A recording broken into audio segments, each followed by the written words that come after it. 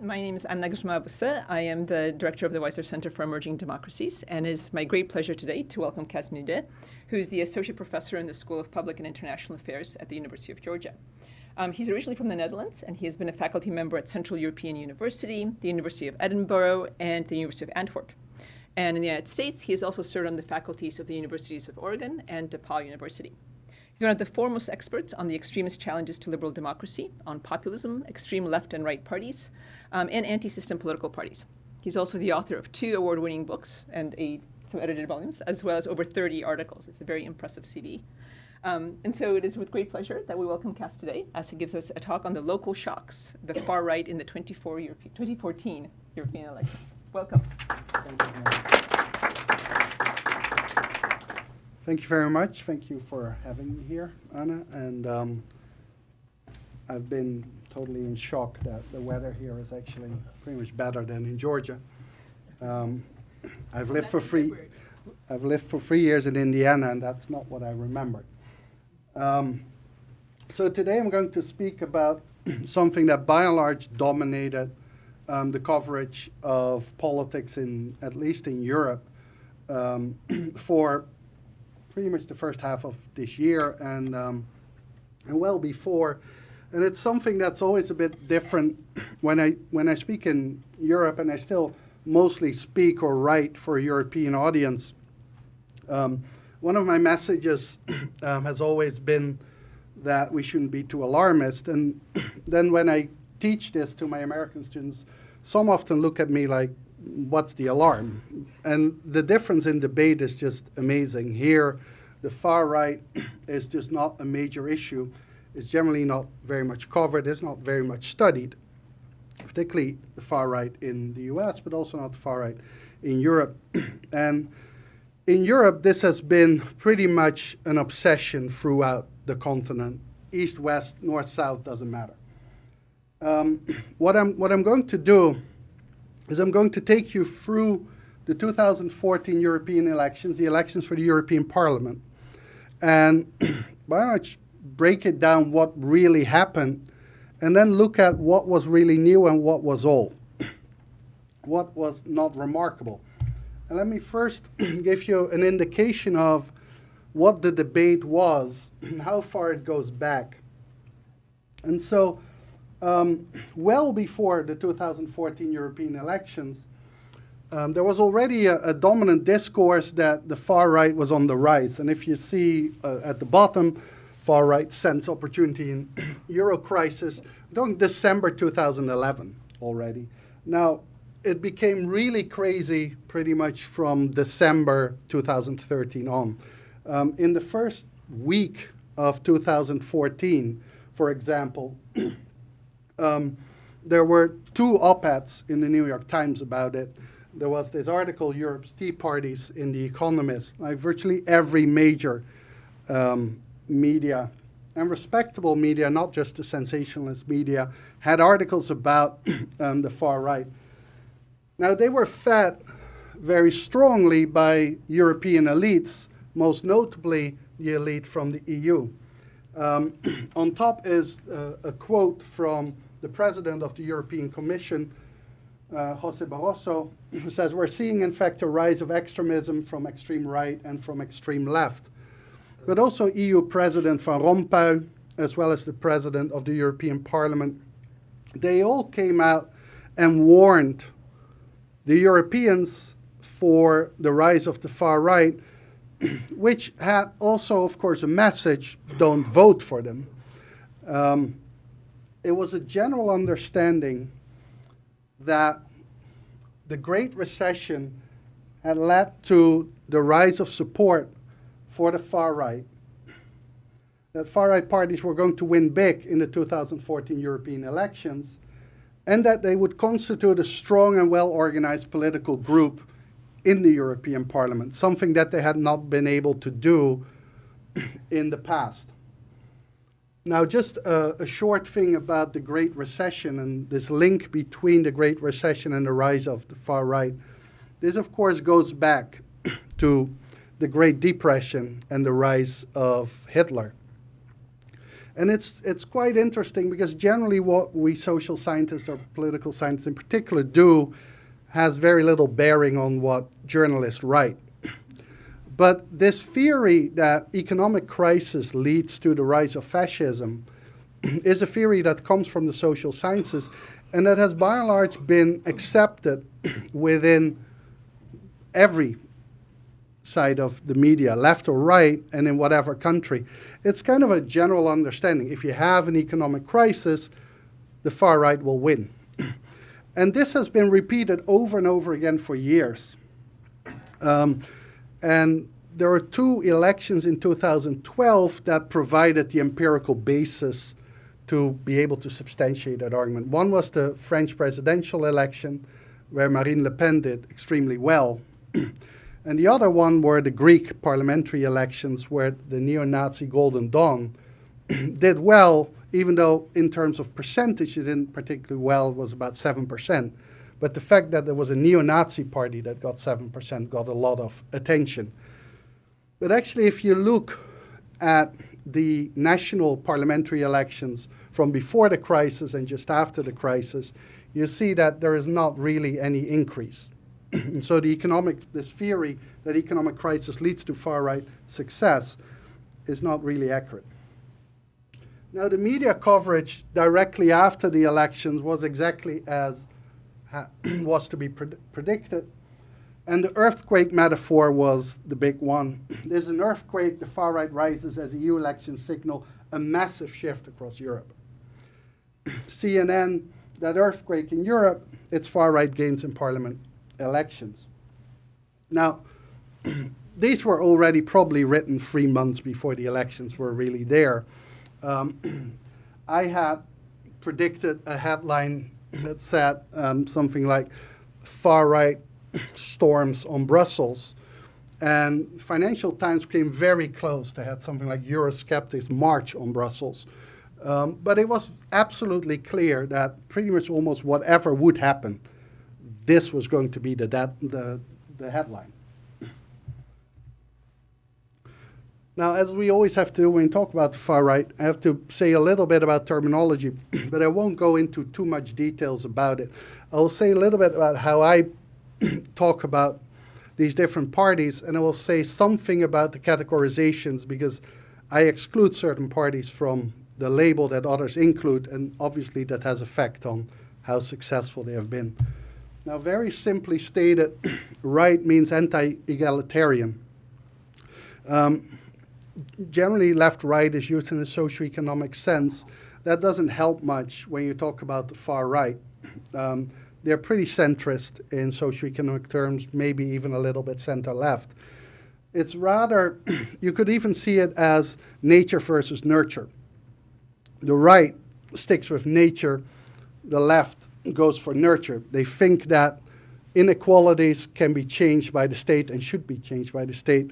The right believes that nature has created inequalities and it's not up to the state to overcome those. Now, by far right, I relate both to the extreme and the radical right. And the extreme right is anti-democratic. And by anti-democratic, I mean the absolute core, minimum core of democracy, which means popular sovereignty and majority rule. So extreme right are things like fascism, who don't believe in elections, don't believe that the majority should rule because they think actually that the majority is mediocrity. Now, the radical right is anti-liberal democratic. They do accept popular sovereignty and majority rule, but they have a problem with pluralism and they have a problem with minority rights. Most of the parties that we talk about are radical right, parties like the Front National or the Austrian Freedom Party. For a very long time, I only used that term because extreme right parties were irrelevant. But Golden Dawn in particular has changed that. And it's important to make that distinction because they are truly different animals. Front National is not the same party as Golden Dawn. So, what happened, the basics of the elections. In the broad media interpretation, far-right parties won 10.3% of the votes, which means that almost 17 million people voted for the far right. This broad media interpretation, which is shared by some academics, includes certain parties that I don't believe are at the core far right, but that use at times issues as well as discourse that the far right also use. One of the things is anti-immigration, for example. Now, the most important party that I exclude is UKIP, United Kingdom Independence Party, which is in certain media considered to be far right. I don't think that the core of the party is nativism, which means that you want by and large a monocultural state and that you perceive everything that is non-native or alien as threatening. They do have xenophobic campaigns, but I don't believe that that's the core of the party ideology. And so with a more narrow interpretation, the far right won 6.8% on average, which is about 11 million votes. And in total, they won 59 seats out of 755, which was an increase of 16 seats compared to 2009. Now, this is how it looks with regard to the individual parties. And so some of the parties that are sometimes mentioned as far right that are not here are, as said, UKIP. In Latvia, you have the National Alliance, which is actually a merger of a more conservative party and a more far right party. But the new party is borderline. Some people consider Fidesz in Hungary a far right party. And although I do think that they increasingly are pushing the boundaries, I still think that most of their nativism and their authoritarianism and their populism, which are the core ideological features of the far right, most of them are strategic. They use them to win votes rather than that it's the core of their ideology. So the essentials of what happened is that far-right parties won seats in just 10 of the 28 EU member states. So just a bit more than 1/3 of the member states. And that is important to remember because most of the headlines speak about across Europe, indicating as if every single country goes through it. But actually there are more countries, many more countries that don't have far-right parties that are successful than that do. Now, they gained seats in 6 countries: Austria, Denmark, France, Germany, Greece, and Sweden. So they increased their representation. But actually, they lost seats in 7 countries: Belgium, Bulgaria, Italy, the Netherlands, Romania, Slovakia, and the UK. Now, this is one of the big problems with the way that particularly the media addresses the far right. As soon as a far-right party wins, it will be front-page news.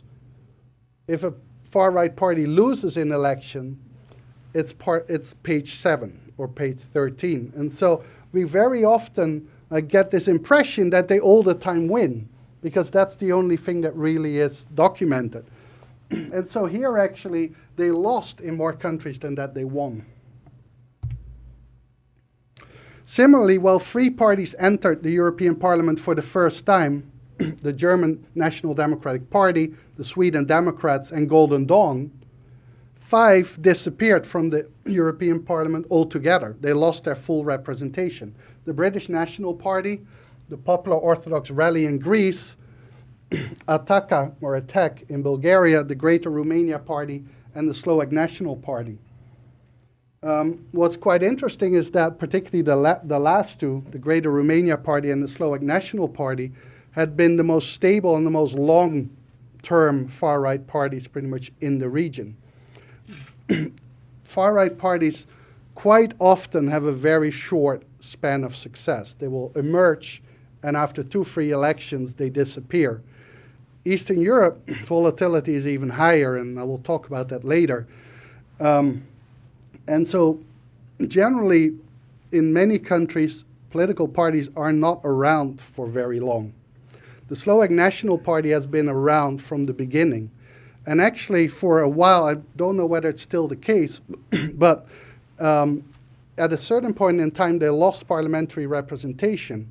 And the next election, they came back. And as far as I know, that was the first time that a party came back from losing parliamentary representation in Eastern Europe.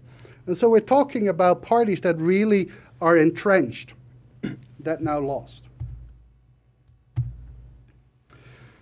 But the one thing that people don't really see, despite the fact that we get so much attention on Marine Le Pen and the Front National, is that to a very large extent, the success of the far right in the European elections was really the success of Marine Le Pen.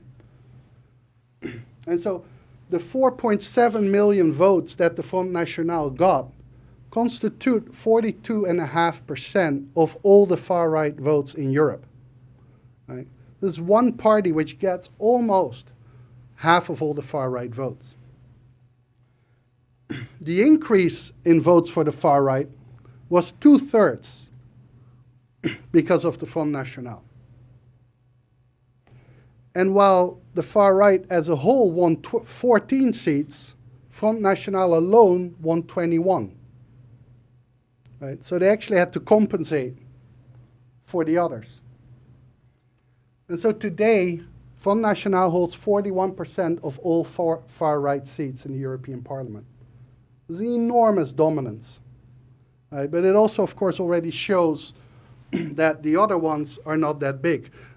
Now, one of the reasons for this is that generally the far right is not very successful in large countries. And of course, the number of seats are proportional in the European Parliament, proportional to the country. And the Front National is really the only far-right party that is both successful and is from a big country. And so in other cases, you have successful parties from a small country, like in Denmark, or you have unsuccessful ones in large countries, like in Germany. And that is kind of the explanation why the Front National is so dominant within the European far right. So what's new about the results of these elections? What was surprising, even though polls had been pointing at it for a long time, but I was convinced that it was not going to happen because I always make wrong predictions. Actually, the far right came first in 2 countries, and that had never happened in the post-war period.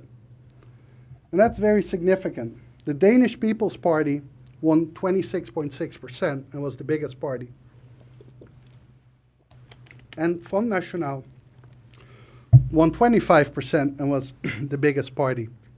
Now, one of the things that already stands out here, which is a whole different story, which should get much more attention, is that although virtually all European countries are multi-party systems, which means that they have more than 2 parties that are relevant for constituting governments, and this means that generally the biggest party doesn't come close to 50%. Over the last decades, the biggest party has become smaller and smaller. And so 25% for the Front National is a lot. But 20 years ago, 25% would not mean that you're the biggest party.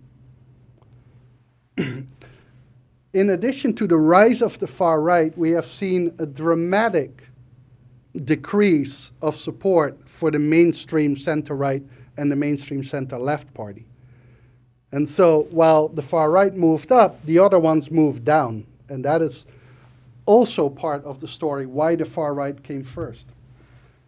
So the Front National beat the UMP, which is the Gaullist center-right party in France, by 4.2%. Even more strikingly, they beat the Parti Socialiste, the center-left party, by 11%. Right? That means that the main left-wing party got only 14%. Right? And so there clearly is a crisis there. The Danish People's Party beat the Social Democrats by 7.5%, and Venstre, the mainstream center-left party, by almost 10%. Right, so they came first, and there was a pretty clear difference, particularly within Denmark.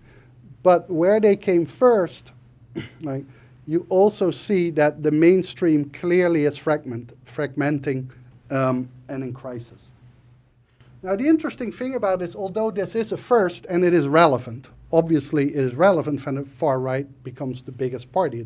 It's symbolic, but it sends a signal. Theoretically, it wasn't that surprising. Theoretically, for a long time, we have explained election results in European elections by so-called second-order election theory. And that by and large means that in first-order elections are elections for the national legislature. Those are the most important ones, and for those, most people vote. Second-order elections tend to be subnational elections or European elections. They are not directly about national power. And generally that means that there's a much lower turnout, the big parties lose, and protest parties win.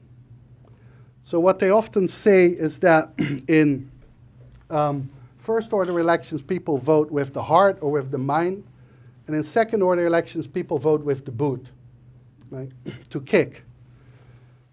But the second-order election theory is actually more complicated. The effect depends on where the second-order election is in the national election cycle. If the European elections fall in the middle of the cycle of the national elections, so they're midterm elections, that is the time that protest parties win the most. Because that's the ultimate time to give a signal. Both France and Denmark were exactly there. It was both midterm. And actually, you can see it working very well in the two parties that are actually the biggest in national elections. In the national elections, the two biggest far-right parties are the Austrian Freedom Party and Jobbik in Hungary. Both have about 20% of the vote. Both did not do that well in terms of going up. And the reason was both had elections relatively recently. Now, if you have had, in Hungary, it was the most extreme. They had national elections 1 month before the European elections. If you want to use the European elections to send a signal, right, a month after the national elections is not the time. Right? The next elections are in 3 years and 11 months. That signal is completely forgotten. So generally, they call these type of elections second-order elections directly after first-order elections. They call them throwaway elections because you can't really make much of a signal there. Now, the second thing that is new was the return of the neo-Nazis. The NPD, German National Democratic Party, got a seat in the European Parliament. It has never gained a seat through nationwide elections. However, this success was not so much a consequence of a growth in support, but was a consequence of the change in the electoral system. Germany has always used a 5% threshold, which means that you have to get 5% or more to get seats. For the European elections, this was overturned by the Constitutional Court. And so they actually got only 1% of the vote. But because Germany has 96 seats, that gave them 1 seat. So that's not that relevant. But that gentleman on the right is very relevant. Golden Dawn is a neo-Nazi party. They're actually not even subtle about it. The number 2 of the party, for example, has on his right upper arm a huge tattoo of Hitler. Well, that's me. And what makes this so interesting is that Golden Dawn had won 7% in 2012. Since then, they had been through all kinds of different scandals, including finally the state stepping in and arresting most of its leaders.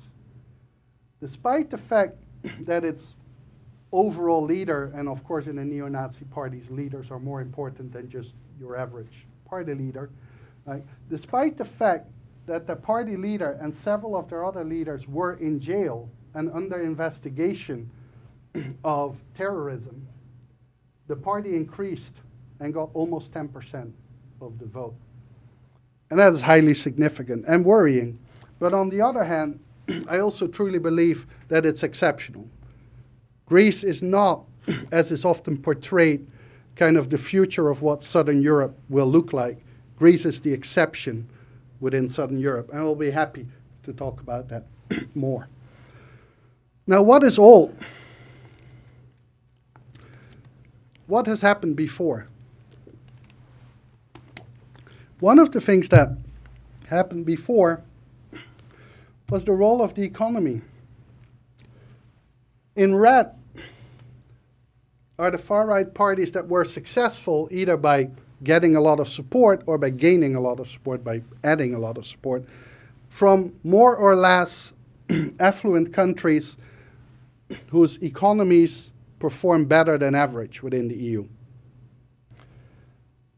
The only far-right parties that did well or that are big, that are from countries that are either very hard hit or reasonably hard hit by the crisis, are Golden Dawn and the Movement for a Better Hungary. Despite this strong and popular theory of economic crisis leads to the rise of the far right has overall done better in countries and in areas that are economically well off. Best examples, in Italy, the far right does particularly well in the north, which is by far the richest part. Similarly, in Belgium, the far right is particularly strong in the north, which again is economically much better off. The second thing that was kind of missed was that there was a huge east-west divide.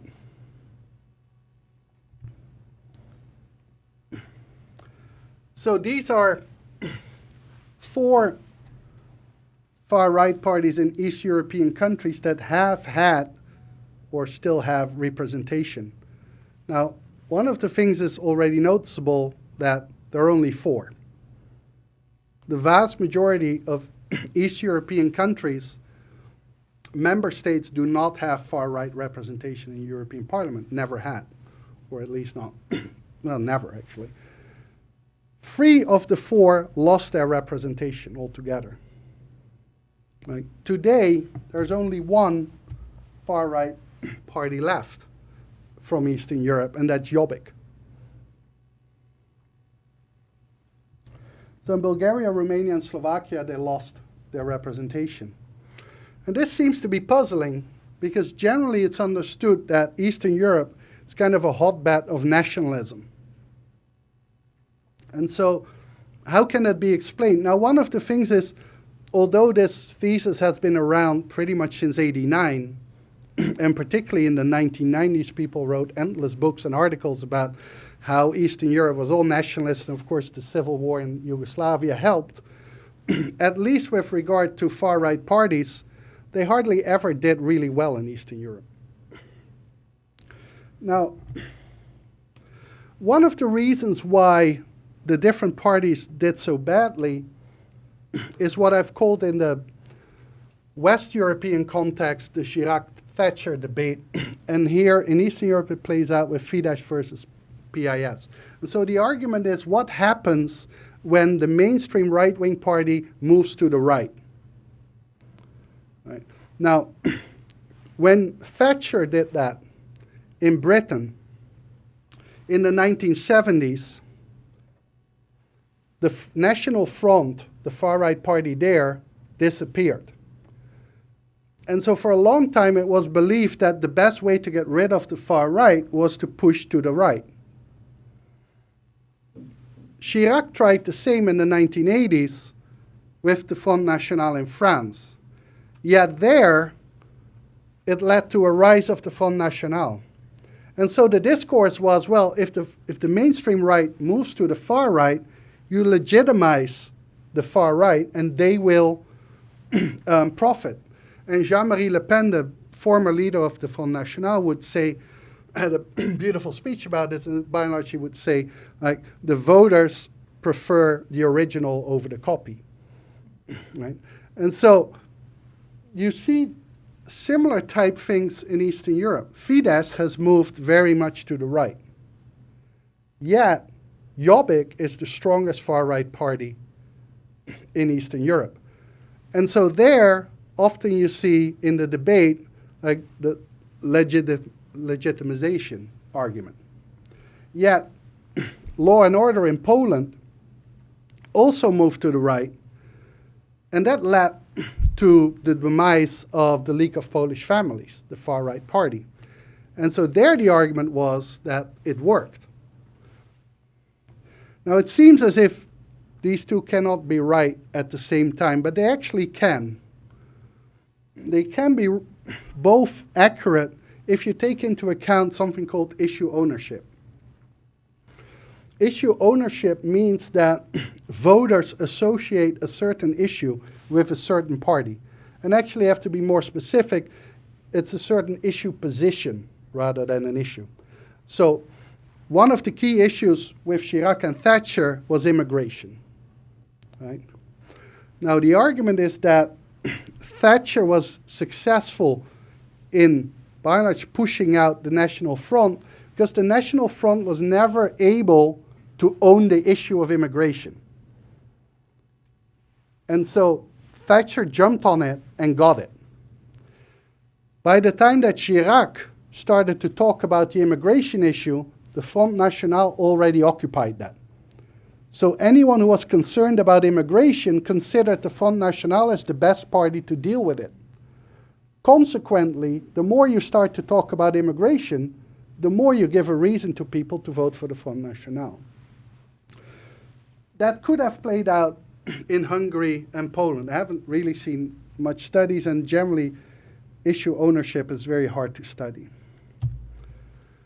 Another possible reason why the far right doesn't do very well in Eastern Europe is the volatility of the party system. And that means that there's an enormous turnover. But the turnover is at two levels. You have elite volatility and you have mass volatility. Mass volatility means that people vote for different parties from one election to the other. They change their vote. But you also have elite volatility, which means that the elites will go into different parties. Most of the time they form their own parties. Elite volatility is very high in Eastern Europe, some countries more than others, which means that often in every election you have all kind of new parties which present themselves as challengers to the elite. Many of these parties are not really new, at least not the leadership. They have been around for a long time, but they sell themselves as something new, radical, and anti-elite. And that competes with the far right. In Western Europe, that type of elite volatility in particular is much lower. The other thing is that a level of political correctness, which is less and less the case in Western Europe, but played a role for a long time. The idea is in many countries still that the worst challenge for the elites comes from the far right. And actually the elites will often say that themselves. They'll say, I would like you to vote for me, but if you're really angry with me, you can vote for anyone, but don't vote for the far right. Which obviously is an invitation to many to vote for the far right. Because by and large what you say is, well, if you vote for the far left, I don't care that much. Now, if I want to hurt you, I will vote for the far right. That type of sensitivity doesn't exist in the same way in most East European countries. Finally, one of the things that comes around pretty much every 10 years, which is really, when you study the far right, it's kind of a Groundhog Day experience, but the period is about 10 years, although it gets shorter and shorter. Every time a far right party wins an elections, I get journalists on the phone who ask me how this could happen and how this is completely new and how the whole world has changed. And they will say, well, 10 years ago this happened, and it was exactly the same. 10 years for a journalist is eternity, right? And so the far right 2.0, by and large, means the far right is so successful now because they have reinvented themselves and have rebranded themselves. They're more moderate and more professional. And the big example is Marine Le Pen versus her father, Jean-Marie Le Pen. The problem is that the far right 2.0 was already described in the 1990s. The leader today of the Austrian Freedom Party is called Heinz Christian Strache, or in his own words and those of his party, HC, who does all kind of embarrassing things. The worst is he actually has an election rap. And so if you want to see someone totally out of touch with the kids, you want to see his rap. But Strache is very popular, and everyone says, oh, why is he popular? He's modern, he's youthful, like he's dressed well, he's attractive, he doesn't look like the old fascist. But that's exactly what everyone wrote in the 1990s about his predecessor, Jörg Haider. Jörg Haider was the person who the term designer fascist was invented for, because he always looked really good in his suits and everything. Jean-Marie Le Pen here is the old Jean-Marie Le Pen. That's the one that we remember. That's the one that finally, when he was, I think, 82, stepped down. The old Jean-Marie Le Pen was a very bitter, nasty man. The young Jean-Marie Le Pen was a phenomenon. Jean-Marie Le Pen would speak for 2 to 2.5 hours without any paper, captivating his audience who would pay to listen to him. Thousands of people paid to listen to a politician. Like today, politicians pay people to come and listen to them. Right? That is the Jean-Marie Le Pen who made the Front National big.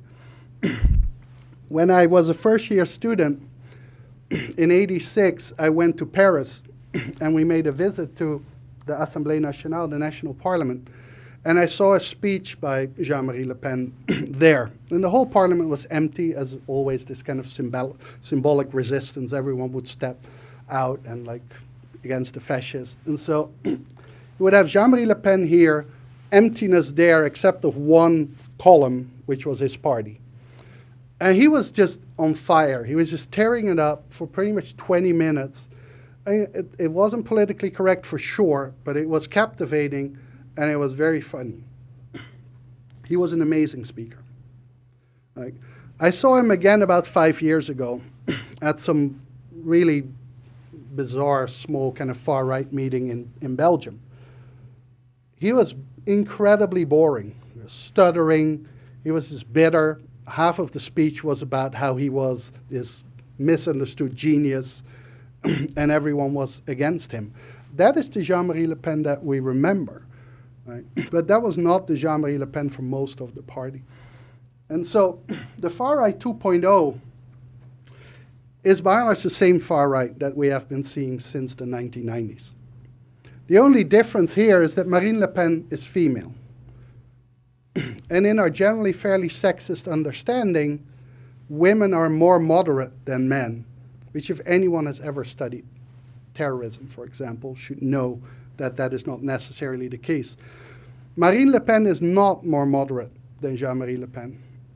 She has exactly the same views. There are a little bit of differences, but they mostly have to do with the role of the family and women in it. But she also speaks about Muslim occupation of France. She's even more radical anti-European than her father.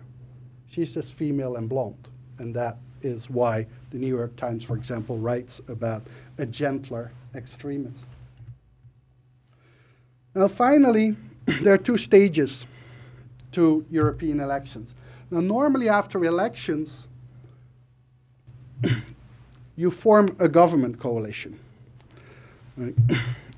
There are only really 2 countries within the EU that have a 2-party system, which means that after the election, you have a winning party and they will form the executive. In all the other countries, by and large, you have coalition governments. Well, today you actually have a couple more. The European Parliament elections are not related to a European government. And so really the only thing that happens after the European elections are the constitution of political groups, so-called factions.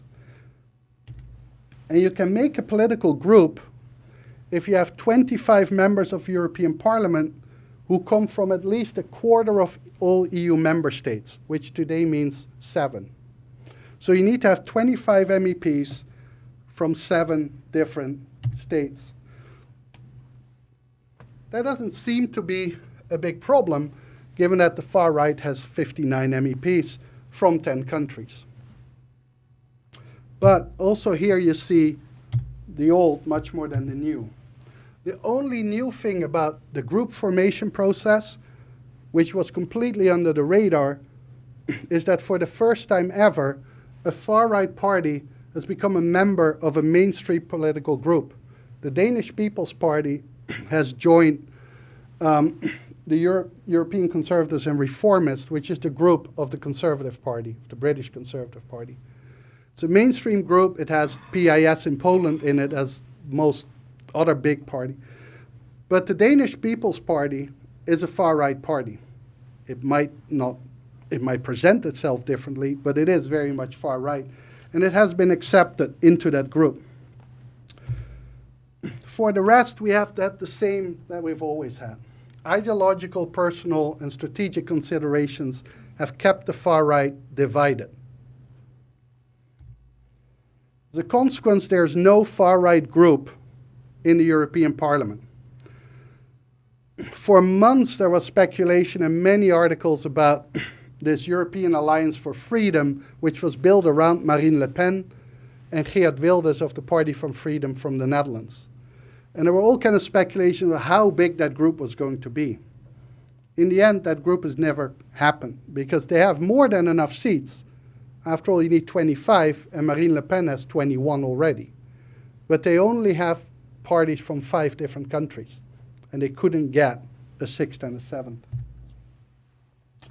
So as a consequence, as in every single European Parliament by and large, most of the far-right members of Parliament are so-called non-inscrits, which means that they're not part of any group. As a consequence, they get virtually no funding, and they get virtually no speaking time in the Parliament. They're just completely marginalized. So what can we learn? The far right did gain its best result in European elections, but the results were very uneven, and much of the success is because of the Front National. There are few new developments, mostly center about the Danish People's Party, which has not only become the biggest party in Denmark, but it also has been able to cross into the mainstream. The reason why that is relevant, this will probably be enough for them to be part of the next Danish government. Before, the Danish government was a minority government of center-right parties, which was supported by the far right, by the Danish People's Party. Next election, when the right will win, they will undoubtedly say, oh, but we're not far right anymore. We're together with the Conservative Party.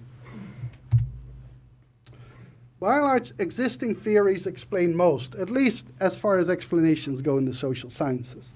I mean, this is also pretty good news, because if there's one thing that is completely and utterly overstudied, and I'm part of that, it's the far right. There are more articles and books about the far right than on any of the parties together. Right? I get pretty much around 60 articles for review every year, of which 50 are about the far right.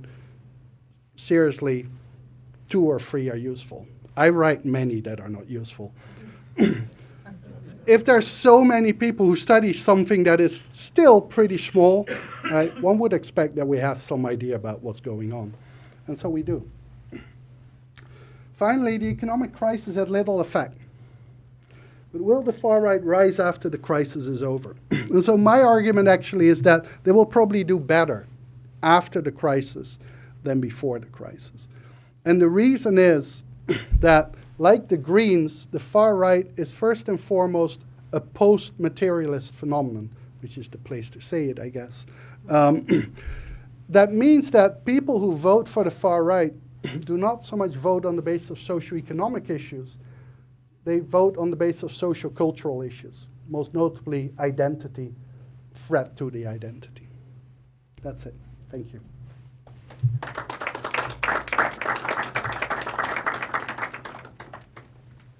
We have some time for some questions.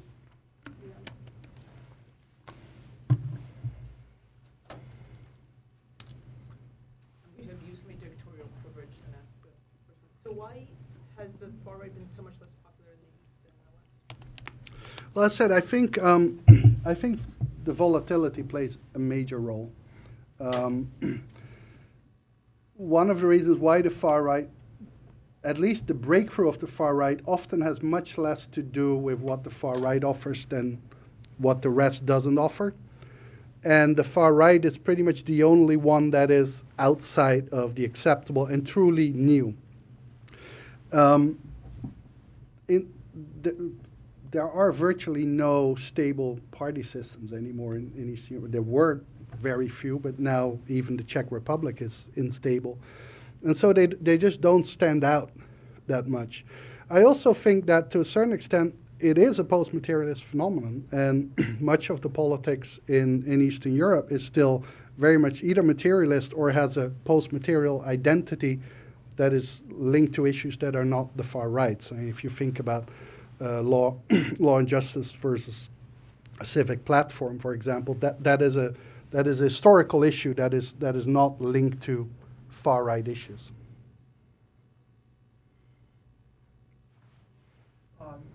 Let's assume that the economic crisis doesn't end anytime soon over in Europe and even worldwide. And then further assume for a moment that all over Europe, more and more people are rightly or wrongly upset with immigration policies. Would these two big issues combined strengthen the far right as far as getting more supporters in your professional judgment? Well, first of all, people are already in majority upset about immigrants and have been since there were immigrants. And that's almost the world over. The question is often not so much about whether people support the far right's ideas about immigration. The question is immigration a salient issue or not? As long as there's an economic crisis, immigration will not be the salient issue. As long as there's an economic crisis, socioeconomic issues are the salient issues. And those are secondary issues for the far right. Right? The far right's economic program is all at the service of their nationalism. As a consequence, generally, most voters don't really trust the far right much on the economy. Right? They might trust them on immigration, on Euroscepticism, but not on how to run the economy. And so generally, when there's an economic crisis, that's actually bad for them. It changes in a setting like Greece. Like, if people totally lose their faith in the whole system, for which in Greece, like, the system truly has collapsed in many ways, then you can get that kind of movement. And then it also doesn't matter anymore whether you support democracy or not, right? But it's important to remember that there is no successful far-right party in Spain or in Portugal or in Ireland, like the other bailout countries. Greece is just exceptional in the collapse of the system. And so I don't think so. I think that the far right will rather come up again once the economic situation is a bit under control and people start to focus again on the immigrants. Thank you, Professor, for your analysis. Thank you. Yes? I've got two questions. My first one is slightly technical in terms of why you chose to exclude radical right-wing definition, mainly because if you look at UKIP's party program and any of Nigel Farage's speeches, there's a very clear nativist bent in it, and it was the main party platform since its inception. And then more substantively, so you paint a pretty optimistic picture in that we might be overstating the prominence of the far right in Europe. But if you think about maybe England and Austria as examples, and maybe since the last time the FPÖ became big, so maybe the last 7 years, and since UKIP came to prominence, the party system as a whole has massively shifted to the right. So we look at anti-immigration discourse and economic discourse in both Austria and England. In both countries, the Labour parties, so Social Democrats in Austria and the Labour Party have become a lot more anti-immigrant and a lot more anti-European, and the same for the Conservative Party. So on the one hand, yes, we might be seeing gains electorally for these parties, but the policies that Europeans become, maybe not so much at the European level, but at national levels, are increasingly moving to the right because of the pressure placed on our centrist politicians, so to say, by these emerging far-right parties. I'll take the second one first. I think the problem of that conclusion is a selection bias in your cases. Actually, politics have moved to the right in virtually every European country, irrespective of whether they have a successful far right or not.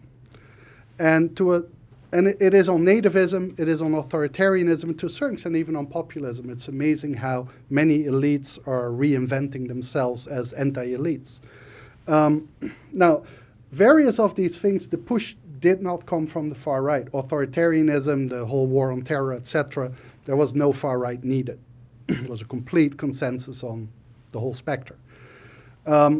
Research shows that actually, if you look at the move for the strictening of immigration rules, that the push comes from the center right.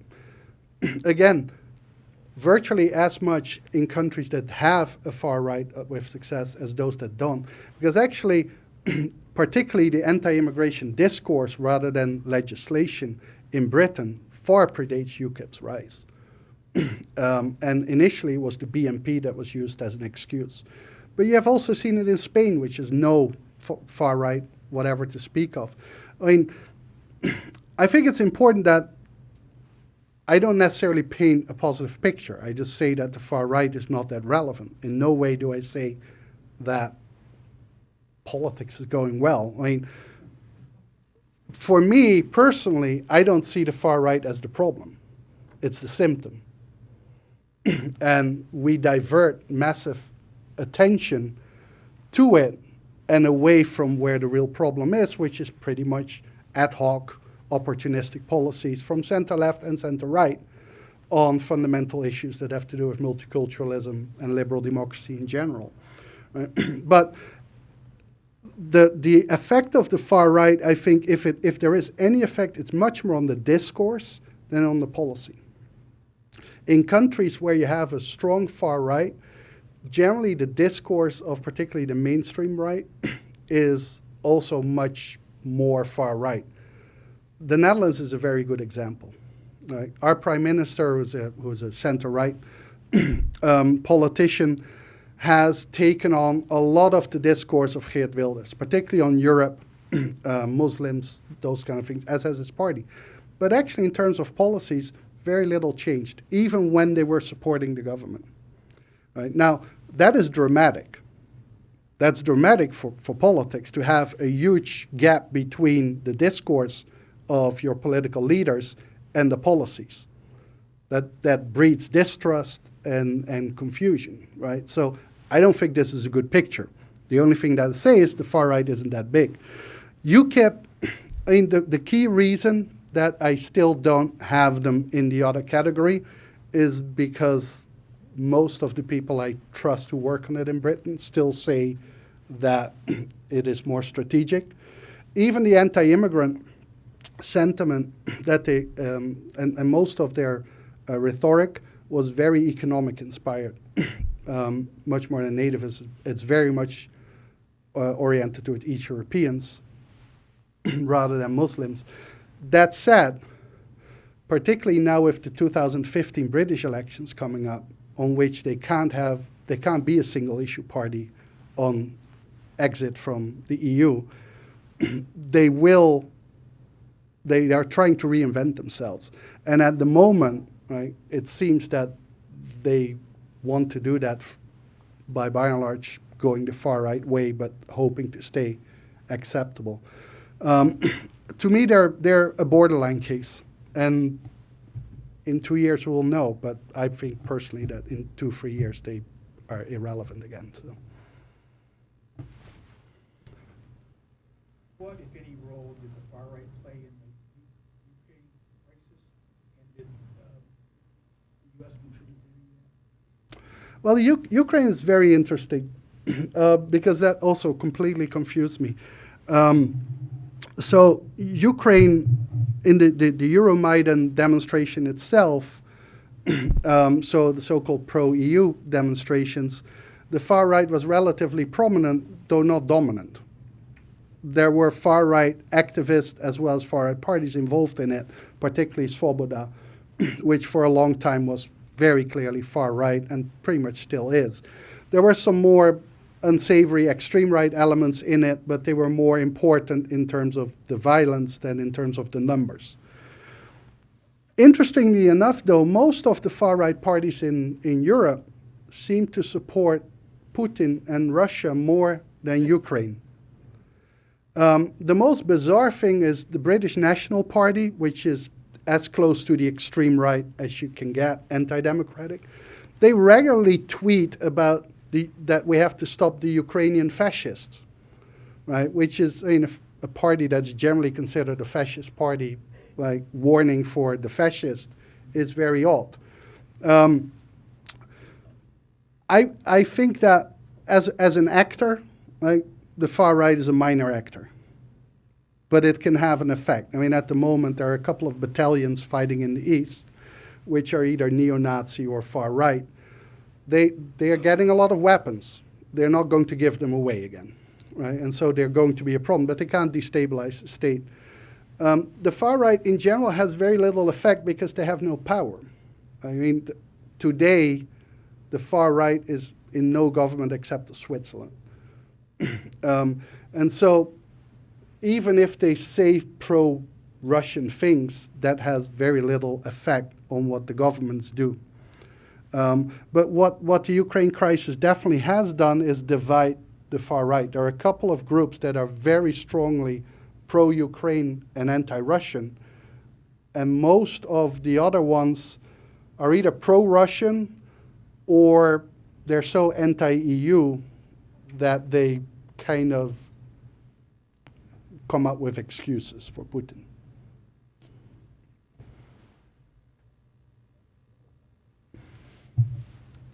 Sure. In going back to the line that, UKIP is narrowly on one side, sort of, do you have any take on what causes parties to travel back and forth across this line? Might the Danes be getting domesticated? What would be able to say other than just watch and wait as to whether UKIP decides it's going to go across the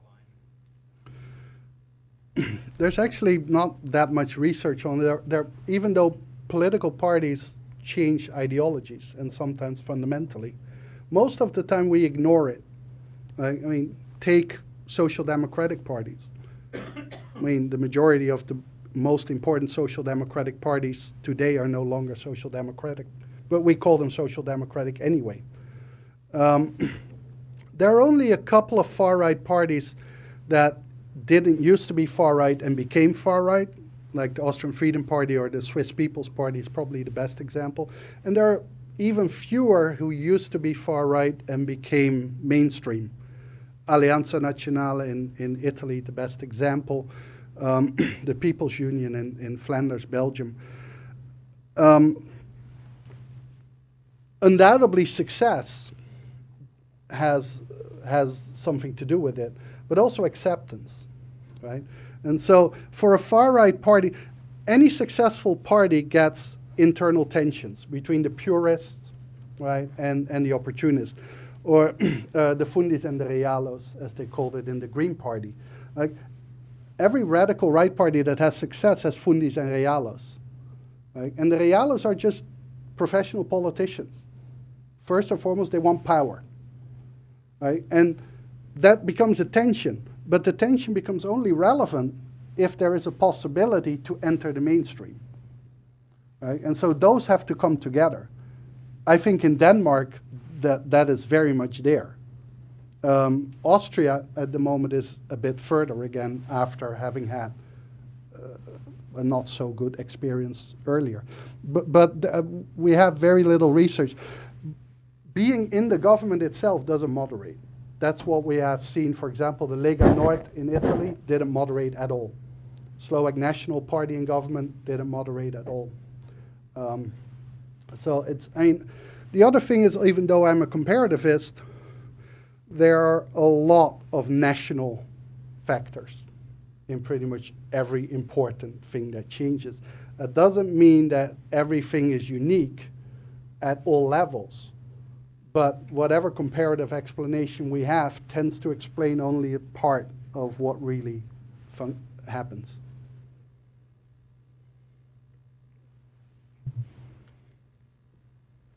I don't know if I heard you correctly, but I thought you may have said sometimes these paradigms don't really address the situation in terms of far right or far left.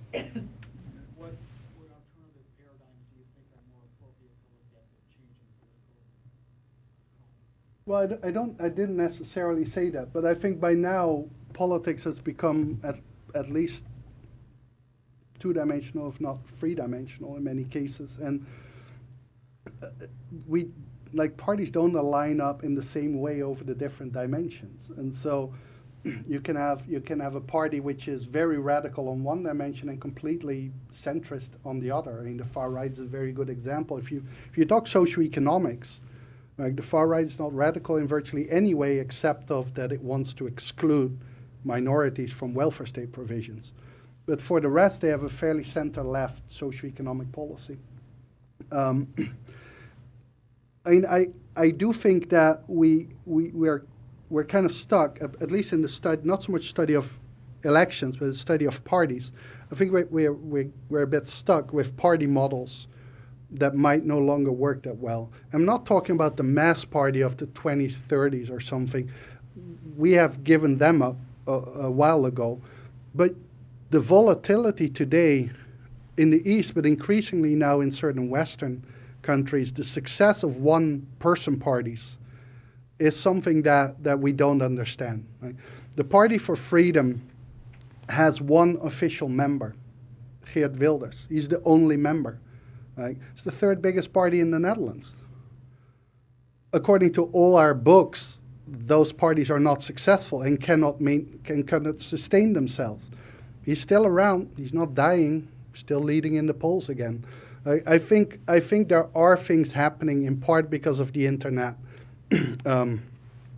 that we just don't grasp. And I think the key issue is volatility going to be the trend? And also the other thing, as I said, there are virtually no big parties anymore. Right? In most European countries, the biggest party gets about 1/3 of the vote. 30 years ago, the biggest two in most countries got up to 80-90% of the vote. That creates a completely different dynamic.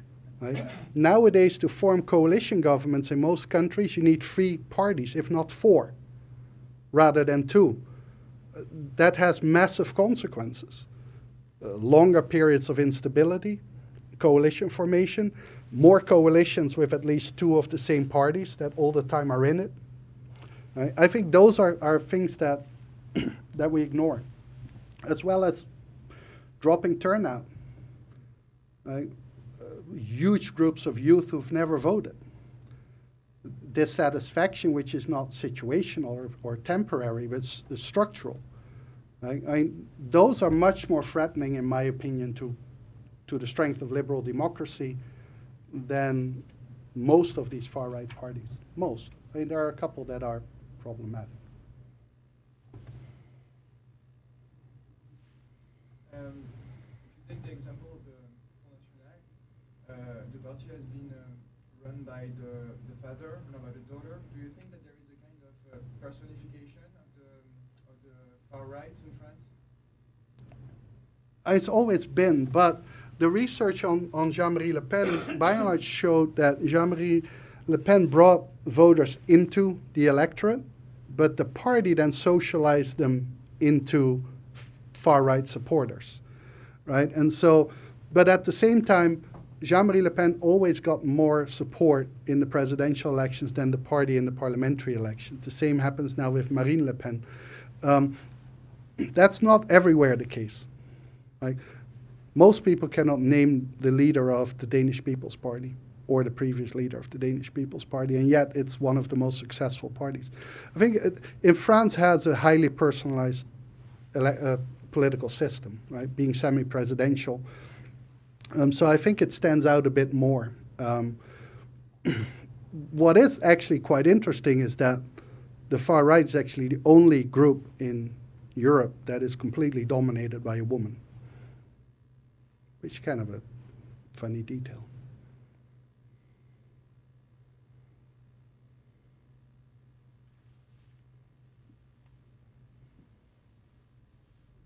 That funny detail there. Thank you very much.